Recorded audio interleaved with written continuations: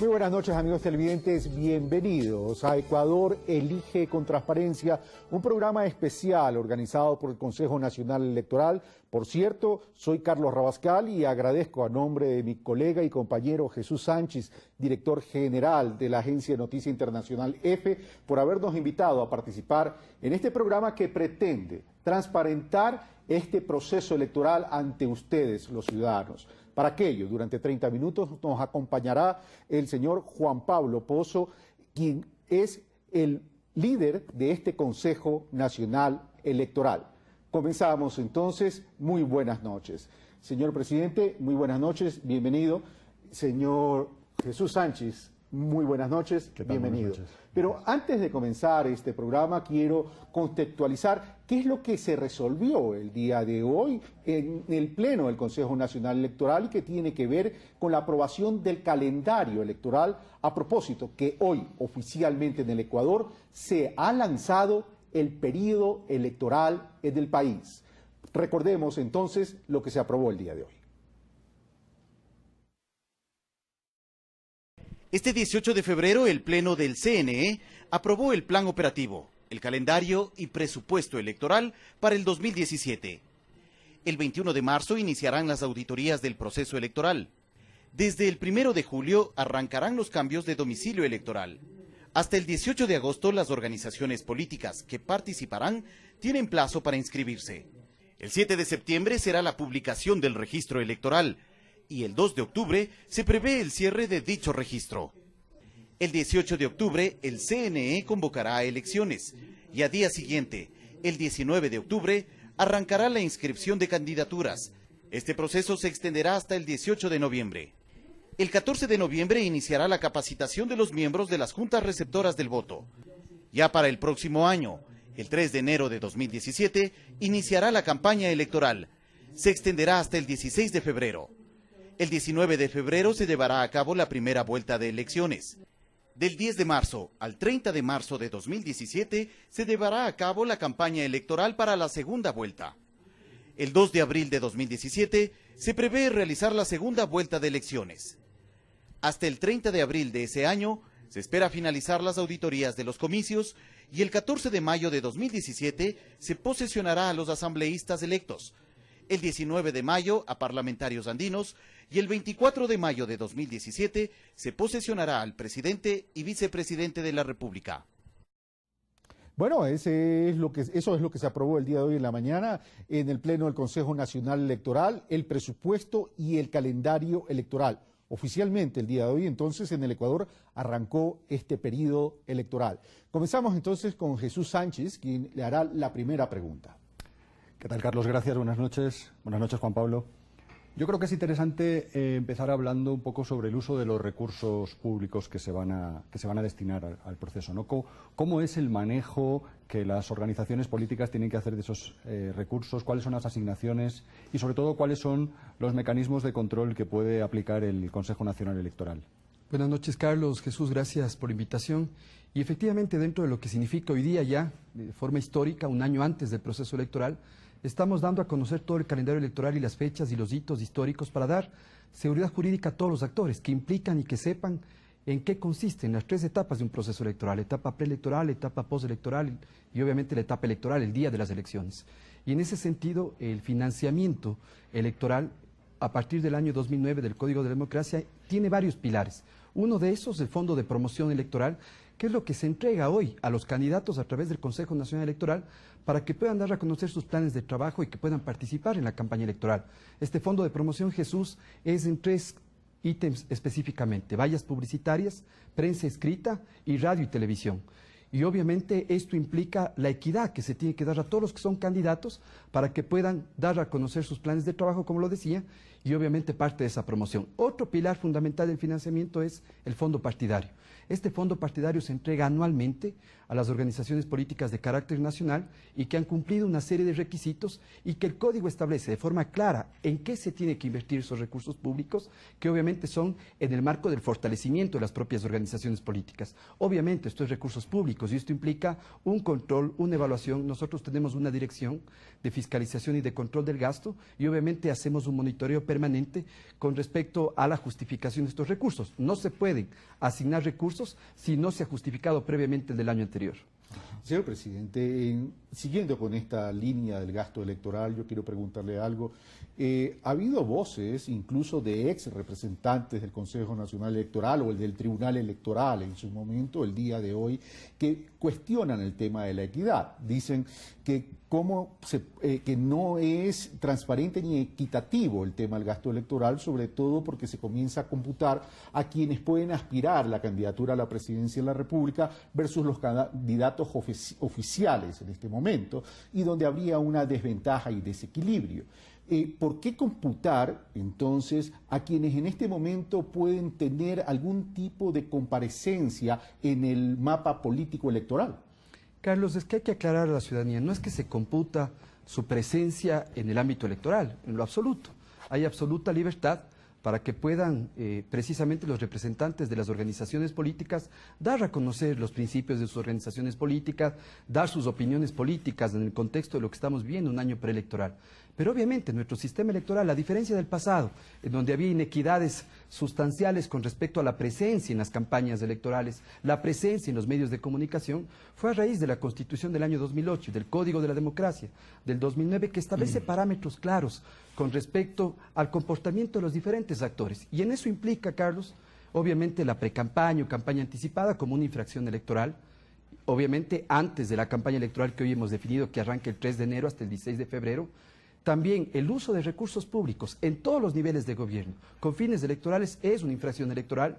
Hoy los medios de comunicación no pueden, por ejemplo, Carlos, incidir a favor o en contra de determinada candidatura. Eso también es una infracción electoral. Señor presidente, solo le pido una aclaración. Claro que una sí. cosa son los medios de comunicación y otras cosas son los espacios que de una u otra manera son contratados o que pueden ser incluso cadenas nacionales. Es decir, ¿se va a computar a los candidatos a la presidencia de la República oficiales en ese sentido la utilización de esos espacios? Sí, de forma muy clara, Carlos. Estamos hablando hoy que arrancamos el proceso electoral de supuestos porque cuando tengamos el periodo de inscripción de candidaturas, ahí se determinará de forma legal claramente si ha cumplido o no el proceso de inscripción. Solo ahí hablaremos ya de candidatos. O sea, una mirada retrospectiva. Hoy estamos hablando de precandidaturas, que se habla obviamente en el contexto político, en el contexto electoral, pero cuando se definen las candidaturas, cuando éstas se inscriben en el proceso electoral y cuando han pasado por procesos democráticos internos previos. Gracias. Ahora, lo que sí hay que diferenciar ahí, Carlos, es la obligación que tienen los servidores públicos, no la opción, la obligación de su rendición de cuentas permanente, que eso tienen que hacerlo todos los niveles de gobierno, con la diferencia que significa utilizar recursos públicos con fines electorales. Son dos cosas completamente diferentes y obviamente para eso existe mecanismos Gracias, señor adecuados. presidente. Jesús. Sobre el tema de resultados, por ejemplo, en la convocatoria anterior del 2014 hubo algunas críticas por la demora con la que se conocieron los resultados y demás. Yo quería saber cómo ha trabajado el Consejo ese tema, cuánto van a tardar en conocerse los resultados y qué mecanismos se han implementado, qué instrumentos se cuentan para mejorar esas supuestas deficiencias que, según las críticas, se produjeron en el anterior. Sí, bueno, la finalidad de todo elección. organismo electoral es la mejora permanente de sus prácticas electorales y eso lo hemos venido haciendo constantemente y eso implica a todos los ítems y componentes de un proceso electoral. Una de esas es la entrega de resultados oportunos, pero creíbles, confiables y auditables. Yo creo que la máxima de todo organismo electoral tiene que ser siempre el respeto absoluto a la voluntad de la gente. Esto no es una carrera de velocidad, pero sí implica también en la agilidad de la entrega de resultados evitar especulaciones de los diferentes actores. Hoy estamos proponiendo la eliminación de las juntas intermedias de escrutinio, que era un mecanismo intermedio, previo, entre la votación que se hacía en la junta receptora del voto y luego se pasaba a una junta intermedia de escrutinio y luego a los centros de totalización que se hacen en las provincias. Solo una precisión, ¿se está proponiendo o ya se eliminó? No, se eliminó porque hoy aprobamos eso en la mañana. Eso se hizo en el pasado, hasta el 2014. Para el 2017, Jesús, Carlos, estamos proponiendo la eliminación, ya decidimos la eliminación de ese paso intermedio, de las juntas intermedias de escrutinio. ¿Para qué? Para que sean las propias juntas receptoras del voto, las que luego de las 10 horas de votación que tengan todos los ecuatorianos, de 7 de la mañana a 5 de la tarde, desde los recintos se transmitan las actas de escrutinio a los centros de totalización y esa misma noche todos los ecuatorianos podamos acceder a todas las actas de escrutinio de todo el país, de cantones, de parroquias, de comunidades. Y luego ya los centros de totalización pues puedan escrutar esos resultados y podamos tener resultados inmediatos. Señor presidente, ¿qué tipo de control van a tener las organizaciones políticas participantes a efecto, sin perjuicio que pueden haber observadores internacionales y nacionales, pero las organizaciones políticas participantes a efectos de tener transparencia y confiabilidad en la transmisión de los datos en términos de resultados? Todo tipo de control, Carlos. Nosotros creemos que un proceso electoral no se puede construir a puertas cerradas. Y creemos que el control político y el control electoral es una parte sustancial y fundamental de todas las elecciones. Obviamente, las organizaciones políticas pueden acreditar observadores en cada una de las 46.000 juntas receptoras del voto que vamos a tener en el 2017 y obviamente también en los centros de totalización. Y no solamente el día de las elecciones, la intención de haber hecho un calendario electoral con tanta anticipación, que es histórico, haberlo hecho un año antes, en donde no solamente son fechas, aquí hay planes de auditorías, que se va a auditar, va a haber simulacros, va a haber obviamente poner a prueba cada uno de los sistemas para el proceso electoral, que bajo el eje de soberanía electoral, inclusive, Carlos, serán desarrollados por nuestros propios técnicos. Eso es un hecho importantísimo, es decir, nos permitirá con la debida anticipación generar los procesos para que las auditorías en todas las etapas se realicen sin ningún tipo de contratiempo. Las organizaciones políticas hoy estamos en un proceso de diálogo permanente, que puedan conocer estos detalles, que puedan saber cómo se va a construir el proceso electoral y creo que la muestra de hacerlo un año antes y con las fechas claras es poner las reglas del juego. ¿Cuántas organizaciones políticas están inscritas en este momento en ese pacto que se ha hecho entre el Consejo Electoral y organizaciones? Bueno, hoy tenemos en este momento 155 organizaciones políticas inscritas que tienen su personería jurídica y que pueden presentar candidatos propios para las elecciones que vienen en 2017. De estas 155 organizaciones, 13 son nacionales y 142 son provinciales, cantonales y parroquiales. Todavía, de acuerdo al calendario que hace un momento se mencionó, pueden cumplir este proceso hasta el 18 de agosto de este año, porque la ley dice que tiene que ser 6 meses antes del proceso electoral. Por tanto, quienes deseen presentar candidatos propios lo podrán hacer hasta mediados de este año, y hay organizaciones políticas. Nosotros hemos instaurado, Carlos, un consejo consultivo de organizaciones políticas. Son espacios permanentes de diálogo, de debate, de reflexión, pero siempre decimos, Carlos, que sean críticos, sí, no tenemos miedo a la crítica, pero que sea propositiva y constructiva de la institucionalidad. Gracias, de la democracia. señor presidente. Jesús. La eliminación de las juntas intermedias, ¿le preocupa al Consejo que a lo mejor alguien lo puede interpretar como que se ha suprimido un mecanismo de seguridad o de control en el proceso? Yo creería que al contrario, Jesús, porque ha sido inclusive un pedido de las propias organizaciones políticas. Ha sido una preocupación porque no han tenido el acceso a las juntas intermedias de escrutinio. Entonces ellos han señalado como un foco de preocupación. Más bien creo que esto recoge, además de ser una solución pedida por las organizaciones políticas, es una solución técnica, que el único objetivo es transparentar de principio a fin todo el proceso electoral. Y apostando a este nuevo sistema de escrutinio, que es transmitir vía escáner las actas desde los recintos electorales, estamos proponiendo, en el último proceso electoral de febrero del 14, se entregaron resultados oficiales en 20 días. La propuesta o lo que esperamos de esta aplicación es que podamos tener resultados oficiales a más tardar en 5 días. Pero el mismo día de las elecciones, nuestro compromiso es que todas las actas de todas las juntas receptoras del voto estén en la página web, y también hemos aprobado en la sesión del Pleno de hoy que tengamos un sistema de conteo rápido, no solo para la dignidad de presidente o presidenta, vicepresidente, vicepresidenta, sino conteo rápido como una herramienta oficial del Consejo para todas las dignidades de elegir en Pero además de una herramienta oficial del Consejo, estos exit poll, los conteos rápidos, también pueden ser independientes. Las propias organizaciones y los medios de comunicación pueden contratar estos sistemas. Efectivamente, se va a permitir eso. Ya se dejó en el 2013 y en el 2014. Claro que hay un proceso de acreditación, que hay un proceso de demostrar cuál es la muestra. Lo importante de esto es la diversidad de la información, plural, claro que sí, pero que no sea para especular con los resultados electorales. En su momento, en el año 2013, la Corporación Participación Ciudadana, por ejemplo, con Rudy Hidalgo, que nos visitó hace unos días y que también hay intención de que haga conteo rápido en el 2017, les hemos dicho que todas las facilidades para que puedan hacer también el conteo rápido es precisamente que puedan haber más fuentes de información. El conteo rápido de Participación Ciudadana con el Consejo Electoral, los resultados no difirieron ni siquiera en el 1%, Carlos. Para nosotros es importante que estos exit polls o conteos rápidos o todas las diferentes metodologías que existen, se las realice, pero se las realice responsablemente para que la ciudadanía sea la beneficiaria de toda esta información que se dé en febrero. Yo creo que sería quizá interesante abundar un poco más en esto y explicar cuáles son las diferentes modalidades, el conteo rápido, la encuesta boca de urna, el exit poll, y cómo funcionan, y sobre todo si habrá posibilidad de conocer resultados de encuestas o exit poll antes de que se hagan públicos resultados oficiales. Bueno, de acuerdo a la ley, en este caso el Código de la Democracia, tienen que ser posterior a las horas de votación, es decir, desde las 7 de la mañana hasta las 5 de la tarde, y cualquier exit poll o boca de urna, que es su sinónimo, se lo tiene que hacer luego del proceso de votación. En este sentido, el propio Código de Democracia ya establece, hay voluntad total por parte del Consejo de que se permitan los exit polls para que las diferentes empresas o grupos o candidatos, organizaciones políticas contraten estos boca de urna para que puedan tener su propia información. Pero señalo nuevamente, Jesús, en medida de que esta información sea responsable con la propia ciudadanía, y para eso habrá un proceso de acreditación. Es decir, al 17 habilitaremos los boca de urnas de exit poll. ¿Cuáles son? ¿En qué se diferencian? Era la pregunta. La diferencia del boca de urna exit poll con el conteo rápido es que es justamente al elector, cuando sale del recinto electoral, se le pregunta por qué candidato votó. Y ese tiene un margen de error superior al conteo rápido. ¿Por qué el conteo rápido? El conteo rápido, en cambio, es un conteo de las actas oficiales del Consejo, ya de resultados que hemos procesado, y esa es la diferencia sustancial entre conteo rápido y exit poll. Es decir, el exit poll o la boca de urna lo pueden hacer empresas privadas y el conteo rápido lo hace el propio Consejo. Lo vamos a hacer nosotros, y también podrían hacer las empresas que así lo deseen, como la Corporación Participación Ciudadana, Correcto, que lo ha hecho en el 2013 y en otros procesos electorales.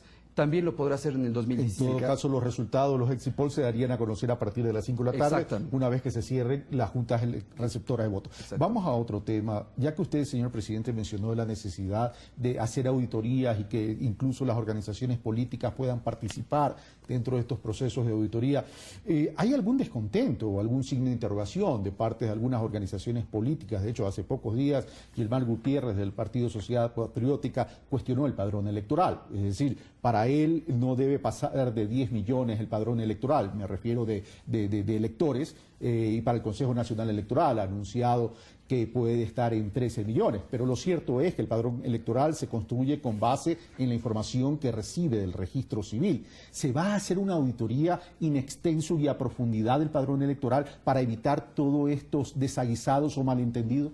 Sí, Carlos, yo dividiría en dos la contestación a la pregunta. La primera parte, sí, hay actores, hay organizaciones políticas que han presentado su preocupación al registro electoral, y reconocemos que el registro electoral es un componente sustancial y medular de la elección. Es decir, identificar cuántos y cuáles son los electores, creo que a todos sabemos lo que significa el registro electoral. Bajo esa condición, entendiendo que el registro electoral es medular, lo primero que hemos decidido es que no podemos guardarnos del registro electoral. Entonces, cuando vamos recibiendo esta actualización del registro civil, los primeros en recibir ese registro electoral actualizado son las organizaciones políticas. ¿Qué significa la actualización? Es identificar qué personas cumplen la edad, 16 años, porque tienen el voto facultativo e ingresan al registro electoral, y qué personas han fallecido, que han inscrito sus familiares las partidas de defunción, para que también nosotros les retiremos del registro electoral. ¿Qué hemos decidido, Carlos, en medida de la transparencia? Que esta actualización se remita a las organizaciones políticas. Segunda decisión. ¿Eso no se hacía antes? Eso no se hacía antes. Okay. Segunda decisión. En el calendario electoral tenemos una fecha que vamos a tener una fecha de publicación del registro electoral, que me parece que es mediados de septiembre.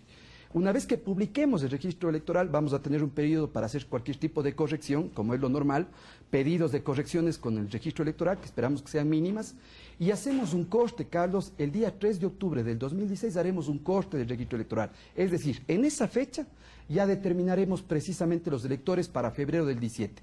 Pero ¿qué es lo que ocurre? Entre el cierre del registro electoral, el corte, el cierre, y la elección, que es en febrero, obviamente que va a haber ciudadanos que cumplan 16 años, pero como ya se hizo el corte en octubre, ya no van a poder votar en febrero del 17. Y obviamente que van a haber ciudadanos que hayan fallecido entre el corte, que es octubre, hasta febrero del 17, pero una cosa es que estén empadronados y otra cosa es que acudan a votar.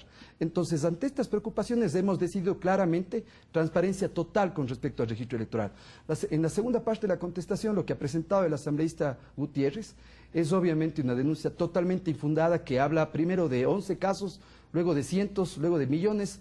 de votantes que les hemos revivido para que sufraguen en el 2014. Él hablaba de gente nacida en 1800. Poniendo inclusive en duda los resultados electorales del 2014 y obviamente las autoridades que fueron elegidas. Yo creo que a nadie le queda duda, Carlos, del respeto a la voluntad de la gente. Y obviamente denuncias como esas, que inmediatamente recibieron la contestación del Consejo Electoral, demostró que los 11 casos que hablaba el asambleísta Gutiérrez eran casos de información completamente equivocada que tenía el asambleísta. Gracias, señor presidente. Nos quedan 10 minutos. Jesús.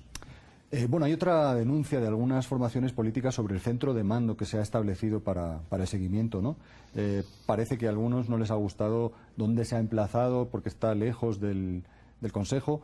¿Hay alguna solución pensada o algún tipo de acuerdo con esas organizaciones? Sí, yo creería más bien, Jesús, que primero antes de una denuncia hay un pedido de las organizaciones políticas que fue procesado en las reuniones que tuvimos en diciembre. Obviamente que hay un nuevo sistema electoral.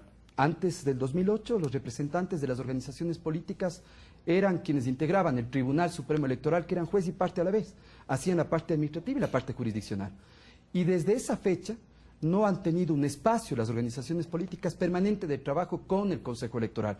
Yo creo que hay que hacer una autocrítica, y es decir, en estos años hay que trabajar en puentes directos entre la autoridad electoral y el pilar fundamental de la democracia, que son las organizaciones políticas. Ahora han pedido tener un espacio físico en el Consejo Electoral para ir monitoreando todo lo que acabamos de presentar, el calendario electoral, ser parte del plan de auditorías, desde una actitud que esperamos que así sea de todas las organizaciones políticas, propositiva y constructiva. Y en este sentido, este centro de mando, estamos trabajando para en el mes de marzo inaugurarlo, pero no será un centro para un espacio físico. El concepto que hemos planteado es un centro de mando integral, en donde se trasladará a este centro el área sustantiva de coordinación de participación política, procesos electorales, promoción electoral, fiscalización y control del gasto, que son áreas del Consejo Electoral que tienen relación directa y permanente con las organizaciones políticas.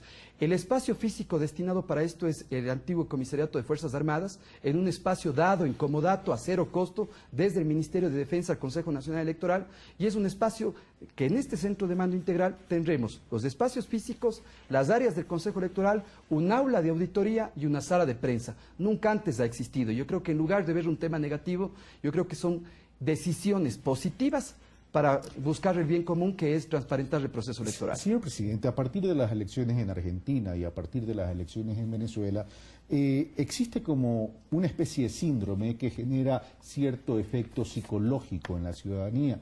Es decir, me refiero a la primera vuelta electoral en la Argentina, los resultados fueron apretados, pero los resultados se dieron ya casi en la madrugada.